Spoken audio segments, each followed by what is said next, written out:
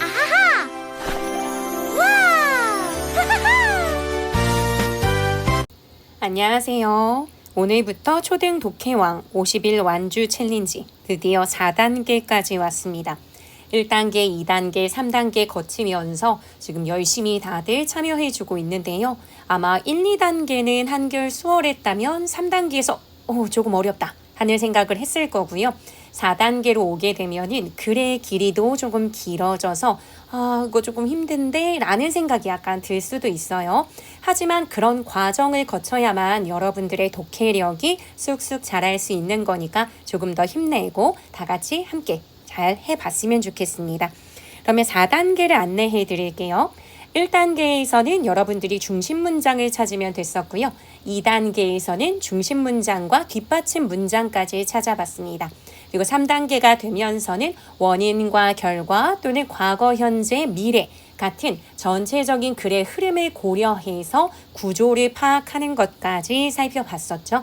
그렇다면 4단계에서는 그런 내용을 계속해서 이어가면서 배경 지식이 추가됩니다. 우리가 어떤 글을 읽을 때요. 제시된 내용을 파악하는 것도 중요하지만요. 그 내용의 깊이를 확장시킬 수 있는 배경 지식을 아는 것도 중요하고요. 그걸 바탕으로 해서 내가 읽은 글을 더 심화해서 이해하는 것도 굉장히 중요합니다.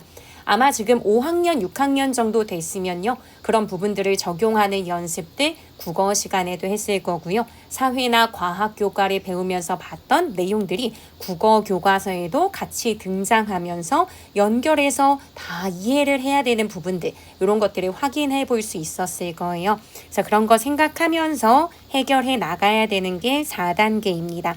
4단계 글의 구성을 좀 소개해 드릴 거고요. 이 부분을 어떻게 해결해야 되는지도 안내해 드릴게요. 불편함에 대한 관심이 생활을 바꾸는 아이디어가 돼요 라고 하는 글입니다. 1단계, 2단계 같은 경우에는 선생님이 체크박스 같은 걸 계속 줬죠. 그래서 소리 내어서 읽거나 모르는 어휘 잘 찾아봤는지 체크하거나 중심 문장, 뒷받침 문장 찾고 체크하거나 이런 거였어요. 그런데 3단계를 가면서 체크박스가 사라지고 원인과 결과에 따라서 읽는 글이니까 그렇게 읽어보세요. 또는 과거, 현재, 미래에 따라서 진행되는 글이니까 그렇게 읽어보세요. 라고 하는 내용들이 있었죠. 이와 마찬가지로 4단계의 경우도 체크박스는 없습니다. 하지만 체크박스가 없다 하더라도요. 그건 1, 2단계를 통해서 연습했을 거니까 이 부분에서 뺀 것뿐이지 여러분들이 읽을 때는 고려를 해줘야 돼요. 항상 소리 내어서 읽어주고 모르는 어휘 체크해보고 중심 문장, 뒷받침 문장도 확인하면서 읽어줘야 되는 건 기본입니다. 그렇기 때문에 중요한 부분을 꼭꼭 밑줄 치셔야 선생님이 인증을 해준다는 것 꼭 기억을 해주세요. 그렇다면은 요 글에서는 뭐에 집중을 해야 되느냐? 여기에 지금 상자를 한번 같이 볼게요. 다음 내용을 주의 깊게 살펴봅시다. 다양한 예시를 소개하며 사소한 아이디어가 일상 속 불편함을 해결할 수 있음을 밝히고 있는 글이에요. 다양한 예시가 있다는 것을 안내해 줬기 때문에 중요한 문장이 있을 때 그것을 뒷받침해 주는 걸 예시를 통해서 뒷받침하는구나 라고 생각을 해줘야 되고요. 간단하게 설명도 합니다. 사소한 아이디어가 일상 속 불편함을 해결할 수 있음을 밝히는 글이구나. 그렇다면은 아이디어와 불편함 그리고 어떻게 해결했는지 이런 걸 다루면서 흘러갈 거예요. 그래서 사실 이 한눈에 쏙 정리를 미리 살펴보면 이게 바로 글 전체의 구조인데요. 이걸 미리 살펴보면 방금 여기 서 있던 것과 관련이 있는 내용입니다. 일상 속 무엇 하면 일단 불편인 것도 알 수 있을 거고요. 글을 읽어보면 당연히 채워나갈 수 있는 부분인데요. 일상 속에 어떤 불편함이 있다면 이것을 사소한 아이디어를 통해 이게 바로 발상의 전환이겠죠. 이걸 통해서 개선한 거예요. 이게 해결이겠죠. 그러면 요거는 사실은 우리가 3단계를 통해서 살펴봤었던 문제 그리고 문제를 해결하는 구성을 갖춘 방식의 글이구나 라는 것을 여러분이 짐작할 수 있어야 되고요. 그걸 잘 짐작할 수 있으면 1단계, 2단계, 3단계를 아주 잘 거쳐온 거예요. 근데 만약에 난 이게 조금 어렵다. 라고 생각이 들면 지금 4단계를 시작했다 하더라도 3단계에 있는 글들을 다시 한 번씩 꼼꼼하게 살피면서 단순히 글만 읽는 것이 아니라 이게 원인과 결과에 따른 건지 문제와 해결 방식을 드러내는 것인지 시간의 흐름, 즉 과거, 현재, 미래 또는 공간의 이동, 어느 장소에서 다른 장소로 이동하는 걸 드러낸 것인지 그 구조를 파악하는 연습을 조금 더 해주시면 훨씬 좋습니다. 속도를 빠르게 내는 것보다 더 중요한 것은 우리가 이 교재를 통해서 전체적인 글의 구조를 파악하거나 내가 꼼꼼하게 읽어내는 걸 확실하게 연습하는 거예요. 그래서 그 부분을 꼭 염두에 두시면 좋고요. 그래서 이 글의 경우는 문제를 해결하는 방식으로 구성이 되는데 이 문제라고 하는 것은 일상 속의 불편이고요. 그걸 해결해 나가는데 해결의 단서가 되는 또는 해결의 방법이 되는 것이 바로 뭐냐면 아이디어예요. 즉 발상을 전환하는 아이디어, 이걸 통해서 해결을 합니다.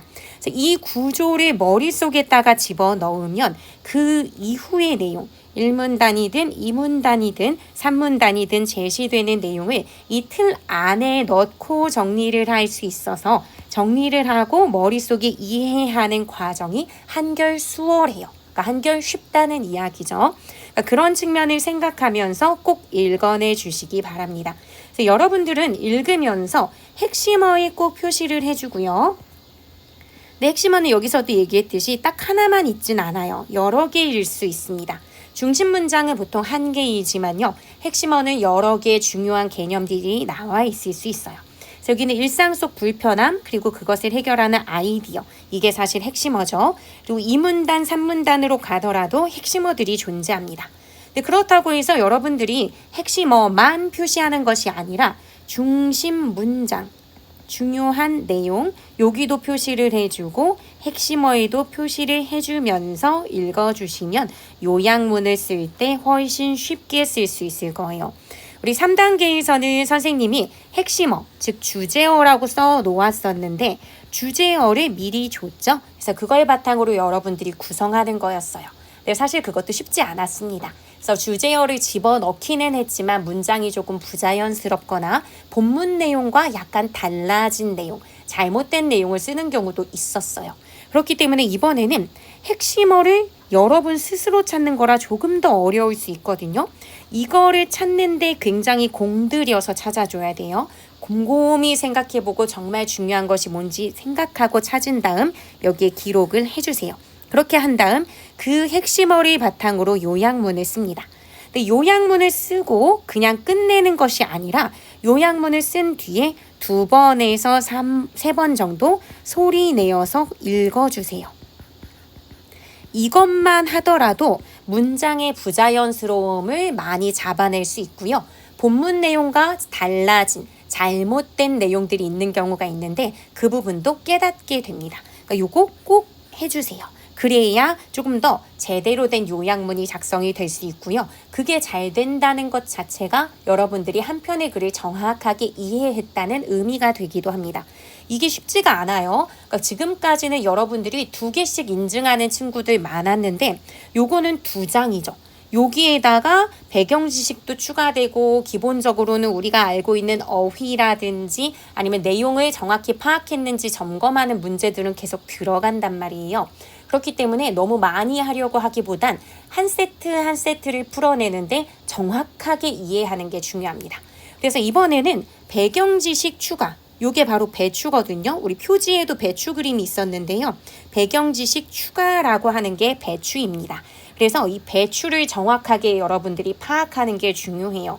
그래서 읽은 글의 내용과 연결해서 이 배경 지식도 꼼꼼하게 읽어주실 거예요. 그래서 이 배경 지식 부분도 여러분들이 읽으면서 중요한 내용, 핵심어, 이런 거에 밑줄 치면서 읽어주세요. 어려운 어휘가 있다면 그것도 표시를 해주고요. 지금 굉장히 잘하고 있는 친구들 중에는 어휘를 찾아낸 다음 사전까지 찾아서 옆에 깨알같이 그 어휘의 뜻풀이를 써주는 친구들이 있더라고요. 아주 훌륭합니다. 굉장히 오래 걸릴 텐데도 그렇게 공들여서 해주는 친구들 정말 훌륭하고요. 이번 여름방학 그렇게 힘들게 해 나간 만큼 굉장히 보람 있는 성장이 있을 거라고 생각을 합니다.